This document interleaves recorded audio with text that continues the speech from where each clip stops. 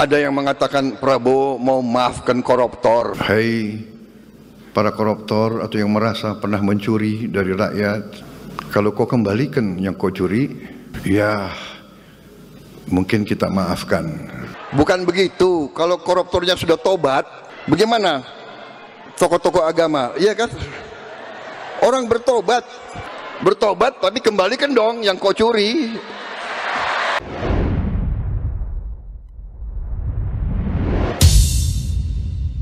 Gagasan Pak Prabowo memberi maaf kepada koruptor asal mengaku secara diam-diam dan mengembalikan kepada negara secara diam-diam. Itu kan salah. Undang-undang korupsi tidak membenarkan itu, hukum pidana tidak membenarkan itu. Kalau Pak Mahfud orang gagal nggak usah didengar.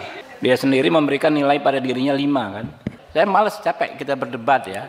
Nggak mungkin Pak Prabowo itu menginstruksikan untuk mengabaikan berbagai peraturan perundang-undangan. Mahfud MD ini orang gagal. Ya, dia sendiri menilai dia gagal ya 5 tahun sebagai Menko Polhukam dengan memberi skor 5 dalam penegakan hukum. Apa yang mau dinilai dari Mahfud MD gitu kan? Nggak bisa dijawab dengan hal ihwal prosedural ala Mahfud MD.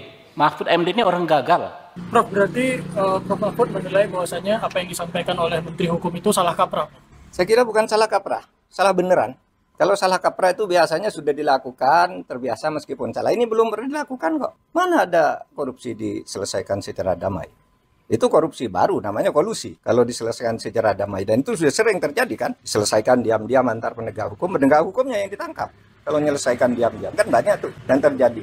Jaksa, polisi, hakim masuk penjara, kan mau menyelesaikan diam-diam. Jadi Pak Mahfud jangan menghasut bahwa Pak Prabowo mengajarkan melanggar hukum dan lain sebagainya. Tapi terserah aja, nanti lihat aja akibatnya akan lari semua orang koruptor diam-diam. Kalau mau ketahuan baru ngelapor, minta damai. Dan kita tidak tahu siapa yang mendamaikan.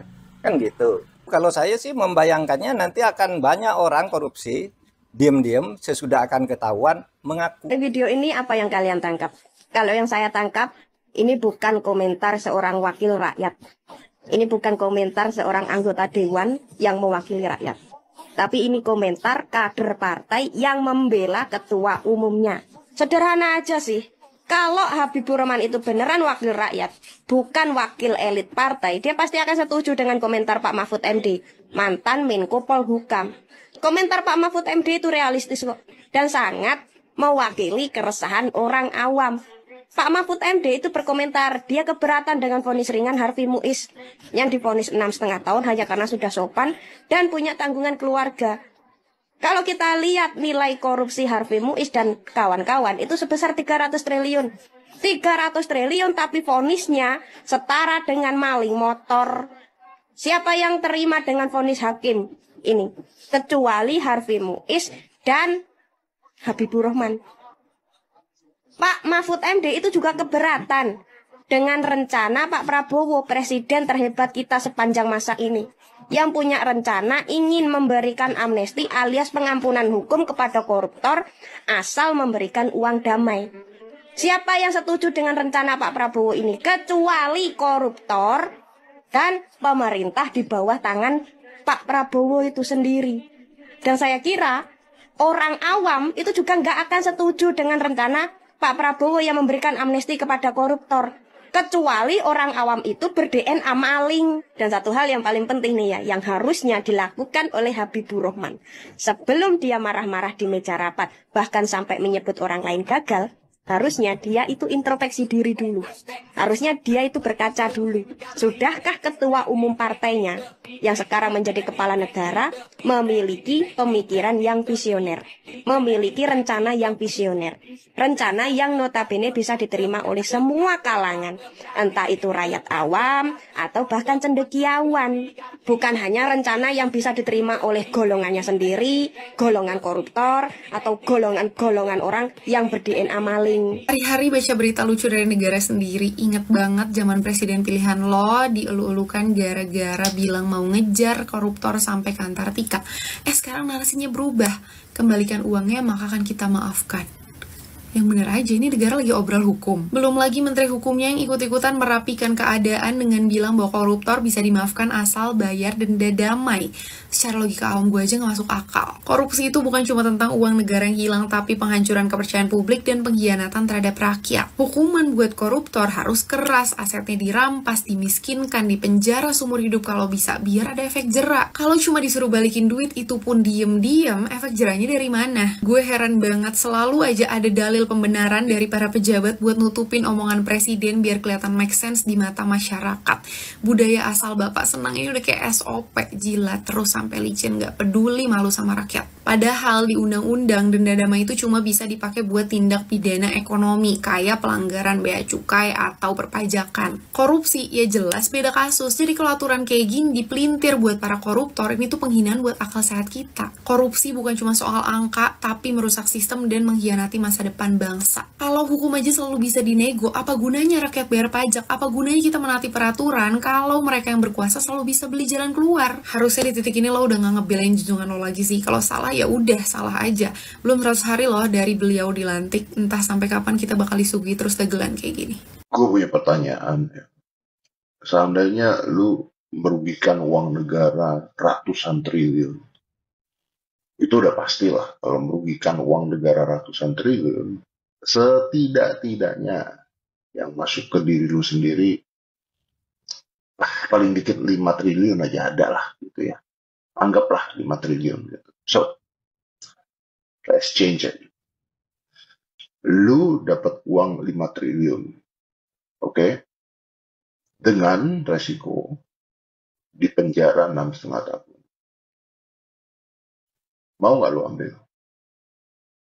5 triliun, ada uang 5 triliun nih di dalam penjara. 6,5 tahun. Will you be the corruptor? Or not? Presiden Prabowo akan memaafkan koruptor? Wow, oke, kita bahas. Saat masih kampanye dulu guys, Presiden Prabowo pernah bilang nih bahwa ia akan mengejar koruptor sampai ke Antartika. Kalau perlu, beliau akan kirim nih pasukan khusus. Wah, heroik banget ya. Tapi lagi-lagi, ini cuma omong-omong belaka guys. Karena baru aja beliau menyampaikan rencananya akan memaafkan koruptor yang mengembalikan uang curiannya kepada negara. Jadi kesimpulannya, koruptor nggak bakal lagi dikejar sampai ke Antartika ya. Cuma dikejar sampai ke ATM buat transfer balik uang curiannya kepada negara. Nah, kayaknya guys, ini bukan rencana baru Presiden Prabowo. Karena Menko Kumham Imipas, Yusril Iza Mahendra bilang nih, bakal ada ribuan koruptor yang akan menerima amnesti atau pengampunan dari pemerintah. Beliau juga bilang nih, kalau memenjarakan koruptor itu nggak ada manfaatnya. Saya jadi penasaran nih, kalau koruptor bakal dimaafkan pas ngembaliin uang negara, nah, kasus Pak Tom Lembong bakal gimana ya? Kan nggak ada kerugian negara yang ditimbulkan dari tuduhan korupsinya. Jadi Pak Tom harus ngapain ya biar dimaafin sama Presiden Prabowo?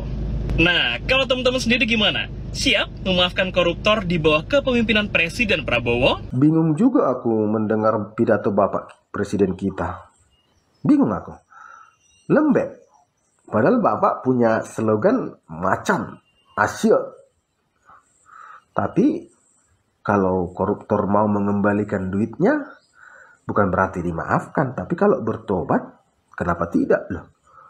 Bertobat ini kan dari mulut ini Pak, bukan dari perbuatan. Semua orang bisa ngaku tobat Pak. Iya kan? Tapi belum tentu. Tidak ada jaminan.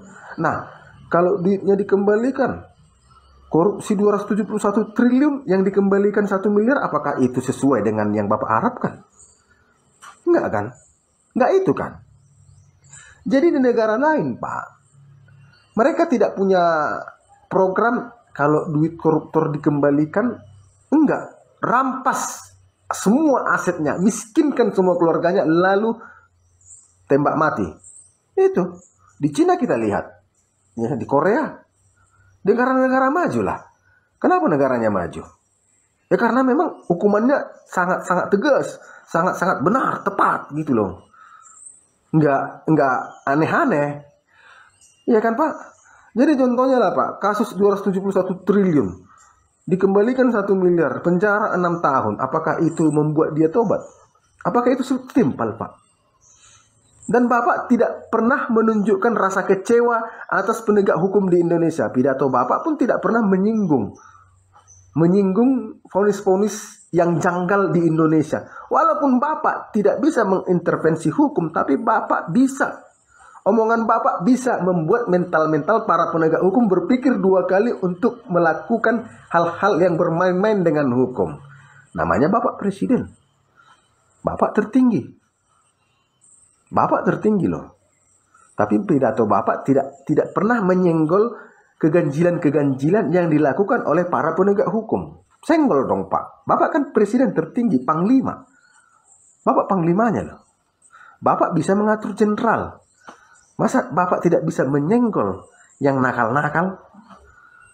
Jadi contohnya, Pak, kalau kasus 271 triliun atau 8 triliun yang BTS dan yang ini, timah ini, kalau dikembalikan 1 miliar, tetap miskin masyarakat, Pak. Seandainya Bapak tarik paksa itu, Bapak miskinkan itu aset-aset semua koruptor ini, Bapak buat program ke masyarakat, duit yang ditarik itu daripada koruptor ini Bapak bagikan ke masyarakat, ataupun program kesehatan, ataupun program pinjaman kepada masyarakat, pinjaman usaha modal seperti KUR, ya, atau kesehatan, pendidikan.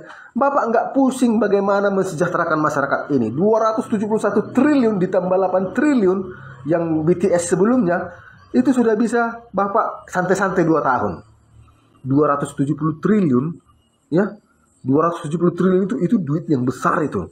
Dibagi ke masyarakat Indonesia ini, udah angka kemiskinan berkurang, angka gizi buruk berkurang, ya, kesehatan meningkat, pendidikan membaik, guru-guru kesejahteraannya, buruh-buruh dibagi aja 271 triliun ini.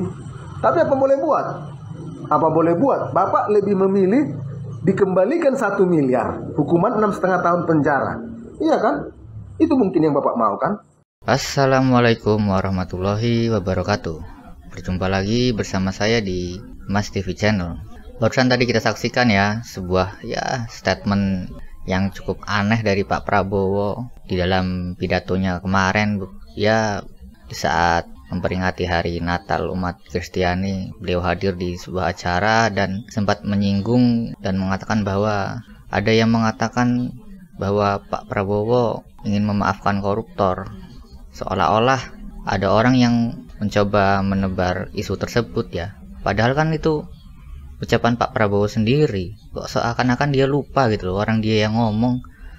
Ya, kalau koruptor ingin mengembalikan barang yang dicuri, kemungkinan bisa saya maafkan. Sangat jelas dan sangat nyata loh dia sendiri yang ngomong. Tapi kok seakan-akan ada yang melemparkan isu. Jadi seolah-olah berbelit-belit lah, berkelit sendiri dengan omongannya. Jadi hilang Pak Prabowo yang kemarin-kemarin yang kelihatannya tegas, yang kelihatannya sangat ingin memberantas korupsi. Jadinya terbelit sendiri oleh omongannya yang kemarin itu. Kemarin ngomong ingin memaafkan koruptor, sekarang beda lagi, membantah sendiri omongannya. Ini kan membuat masyarakat bingung. Ini Pak Prabowo ini sebenarnya bagaimana? Statementnya selalu berubah-ubah, selalu nggak konsisten, sangat aneh sekali. Dan di sisi lain ada politisi dari partai Gerindra yaitu Habibur Rahman, itu sempat ngamuk-ngamuk di DPR karena ditanyai oleh media soal Pak Mahfud MD yang menanggapi Pak Prabowo soal memaafkan koruptor itu ya. Dan dengan nada yang sedikit emosi, Habibur Rahman mengatakan jangan dengerin Mahfud itu orang gagal. Itu kan dia kan di situ berbicara sebagai ketua DPR Komisi 3 ya. Tapi kok seolah-olah seperti seorang kader Gerindra yang sedang membela ketua umumnya yang sedang blunder. Ya kita tahu semua lah pidato Pak Prabowo kemarin itu mungkin bisa dikatakan blunder dari Pak Prabowo lah yang mengatakan ingin memaafkan koruptor itu. Dan harusnya diakui saja sih. Dan atau dikasih pencerahan yang lebih bijak gitu, bukannya malah menyerang Pak Mahfud MD. Pak Mahfud mengkritik dengan argumen yang jelas. Harusnya ya kalau memang argumen Pak Mahfud itu kurang pas ya dibantah dong dengan argumen, bukan malah menyerang pribadi, mengatakan Pak Mahfud ini orang gagal lah segala macem. Sekelas ketua Komisi 3 DPR kok bisa seperti itu berbicaranya. Jadi kalau memang Pak Prabowo itu blunder ya akui saja sih. Sebagai presiden ya wajar lah, dia juga manusia yang mungkin ada saatnya dia sedang terbawa suasana, sedang terbawa euforia, jadinya ya kelepasan ngomongnya, agak sedikit melenceng, agak sedikit blunder, ya wajar-wajar saja. Kalau diakui kan lebih baik daripada berkilah, berbelit atau menyerang pribadi, dikritik sedikit langsung diserang pribadinya, blunder dikit berkelit-kelit ngomongnya. Dan nampaknya ya belum sampai 100 hari pemerintahan Pak Prabowo ini ya kita lihat sendirilah, banyak sekali blunder-blunder dari menterinya lah, dari orang-orang di sekelilingnya lah, bahkan dari Pak Prabowo sendiri ya. Dan kalau kayak begini ya lama-lama ya nggak tahu mau gimana ini. Ngomongnya kemarin ngomong mau memaafkan, sekarang dibantah sendiri. Orang dia yang bikin statement, dia yang bantah sendiri. Orang mengkritik, marah, menyerang personanya. Makin aneh pemerintahan ini dan makin gak jelas arahnya mau kemana. Dan bagaimana menurut pendapat kalian soal semua kejadian ini, soal memaafkan koruptor, soal kasus Harvey Mois? Silahkan tuliskan pendapat kalian di kolom komentar. Wassalamualaikum warahmatullahi wabarakatuh.